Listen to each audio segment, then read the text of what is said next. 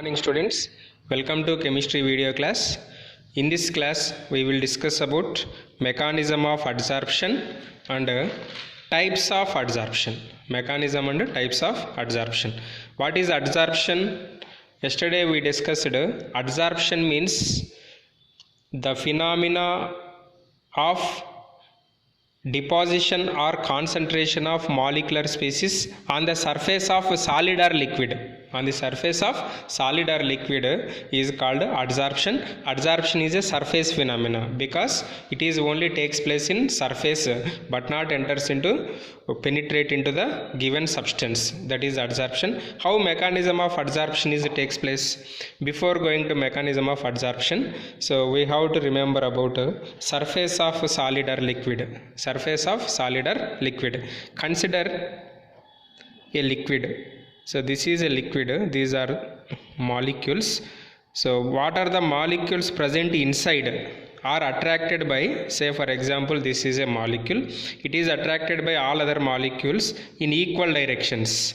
But whatever the molecules present on surface are not attracted by all molecules in all directions. That means these molecules are only attracted by downward molecules. So that's why you will get a certain strain on the molecules which are present on the surface. That strain is called unbalanced or residual forces. Unbalanced or residual forces. Now come to the point.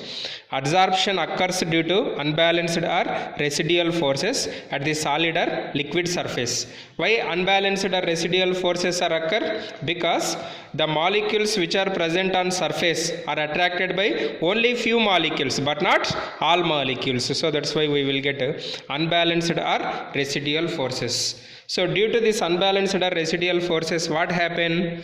As a result of these forces, the surface of solid or liquid in a state of strain and has a tendency to attract. So due to unbalanced forces, so they have surfaces like this. So these surfaces have some strain, so that's why they have tendency to attract other molecules at the surface. Other molecules at the surface. Thus results in decrease in surface energy. So due to this, the energy present on molecule is decreases whenever gas molecule, whenever other particles are deposited. So this energy is appears in the form of heat. This energy is appears in the form of heat. So we know very well, if any chemical reaction, heat is released, such type of reactions are called what? Exothermic reactions. So in the adsorption process, this heat is known as heat of adsorption. Heat of adsorption, hence adsorption is exothermic process. What is adsorption? Adsorption is exothermic process. In other words, according to Gibbs free energy, delta G is equal to delta H minus T delta S. So in that delta H means enthalpy of adsorption. Enthalpy of adsorption is always negative. Enthalpy of adsorption is always negative. Means for exothermic reactions delta H is negative. For endothermic reactions delta H is positive. Delta H is positive. And moreover, what is entropy? Entropy means the randomness, degree of randomness of a system is called entropy. Say for example, I have one solid. When solid is heated, what we will get? We will get liquids. So when solid is converted into liquid, entropy is increases. Means degree of randomness is increases. Then we can say entropy is positive. Entropy is positive. Further, when gas is heated, liquid is heated, it is converted into gas. So from liquid to gas, again randomness of a system is increases. Randomness of a system is increases. Here also entropy is positive. Here also entropy is positive. Means when solid is converted to liquid, liquid is converted to gas, from step to step entropy, that is degree of randomness is increases. Means wherever the molecules are in free state, entropy is positive or entropy is increases. But here in the process of adsorption, movement of molecules is restricted. Why? Because say for example, this is a surface of solid. So here some gas molecules are deposited. Whenever gas molecules are deposited, the movement of these gas molecules is restricted, means stopped. So that's why the entropy in the process of adsorption, movement of molecules is restricted, hence entropy is negative, means entropy is decreases. Entropy is decreases. During adsorption, delta H is negative. Why? Because it is exothermic process, as well as movement of molecules is restricted. So that's why delta S is also negative. Both are negative. This is very important for objective examination. What are the delta H and delta S value? During adsorption, both are negative. Both are negative. Next, according to Gibbs free energy equation, at constant temperature and pressure, Gibbs free energy delta G is negative. Delta G is negative. If delta G is negative, what we can say? If delta G is negative, the reaction is spontaneous. When delta G is positive, the reaction is non-spontaneous. Clear? As the adsorption proceeds, what happens? Delta H becomes less, means the releasing energy is decreases, less and less negative. Ultimately, delta H becomes equal to T delta S according to this equation. Delta G is equal to delta H minus T delta S. So delta H becomes less and less positive, less and less negative. So delta H and T delta S becomes equal to T delta S, and delta G becomes 0. If these two are equal, if these two values are equal, what we will get? Delta G is 0. So at this state, equilibrium is attained. So when delta G is 0, what it is called? Equilibrium is attained. In the equilibrium state, the process of adsorption and desorption proceeds at the same rate. Means no adsorption takes place, no desorption takes place. When delta G is equal to 0, then it is called equilibrium state. So this is about mechanism of adsorption. Key points, once again I repeat. Adsorption is due to what? Unbalanced or residual forces. Why these unbalanced or residual forces are arises? Why? Because whatever the molecules are present on the surface like this, these are attracted by only downward molecules, not by upward molecules. So that's why, due to these unbalanced or residual forces, the molecules of liquid or solid are present on surface get some strain. Due to this strain, what happen? The tendency to attract the retained molecules of another species. Hence, surface energy is releases in the form of heat. In any reaction, if heat is released, what type of reactions? They are called exothermic reactions. So that's why delta H is negative during adsorption, as well as what about delta S? Delta S is also negative. Why? Because movement of molecules is restricted. So that's why delta S is also negative. Both are negative only. So at delta G is equal to 0, means what happen? Both adsorption and desorption takes place. So this is about mechanism of adsorption. Next, types of adsorption. Based on forces existing between adsorbate and adsorbent. Adsorbate means what? Which is deposited on the surface of a solid or liquid. Say for example, gas is deposited on liquid. Here gas is considered as adsorbate, surface of liquid is considered as adsorbent. Similarly, some dust particles are adsorbed on surface of floor. Here surface of floor is considered as adsorbent, that dust particles are considered as adsorbate. So based on the forces existing between adsorbate and adsorbent, we have two types of adsorptions. One is physical adsorption and second one is chemical adsorption. Physical adsorption is also known as physisorption or van der Waals adsorption. Chemical adsorption is also known as chemisorption or Langmuir adsorption. Scientist name Langmuir adsorption. What is the physical adsorption? Very simple.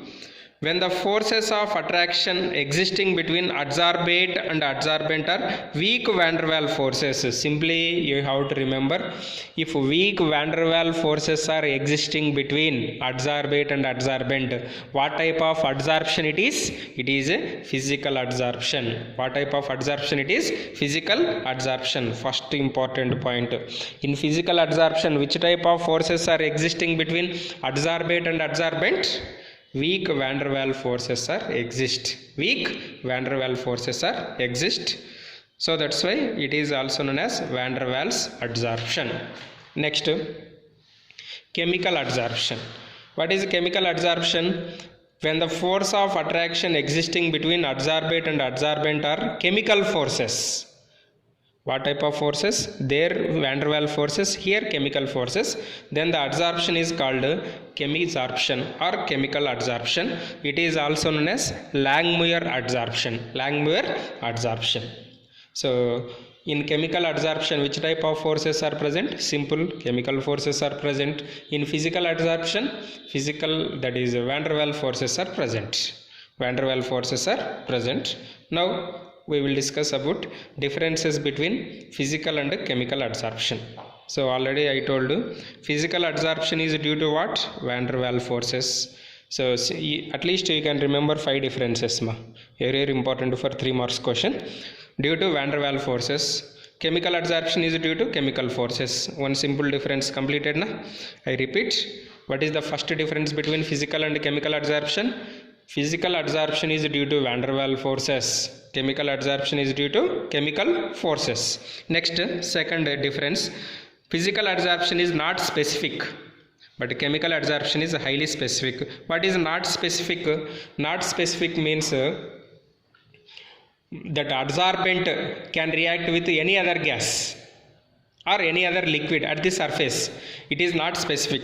But chemical adsorption is highly specific. Say for example, if you take oxygen, oxygen is interacts with only few fixed elements but not with all elements. So that is specific. Oxygen is react with all, does not react with all metals. So it react with few metals very fastly. Similarly, hydrogen react with metals as well as transition metals. If you compare metals and transition metals, hydrogen forms hydrates easily with transition metals than metals. That means that is highly specific in nature. Highly specific in nature. Say for oxygen is interacts, say for example, oxygen and 4 elements are there. That oxygen particularly react with one element. Particularly does not with 3 other elements. So that's why that is react with other elements also, but particularly with one other element it reacts very fastly. So that's why chemical adsorption is highly specific in nature. Chemical adsorption is highly specific. So such type of specificity is not observed in physical adsorption. Next, physical adsorption is reversible in nature. Why reversible in nature? Say for example, gas is adsorbed on solid, what we will get? Solid gas adsorption. Clear? So in addition to this, what we will get? Heat we will get. Why? Because adsorption is an exothermic process. Whenever this solid gas is heated, what happen?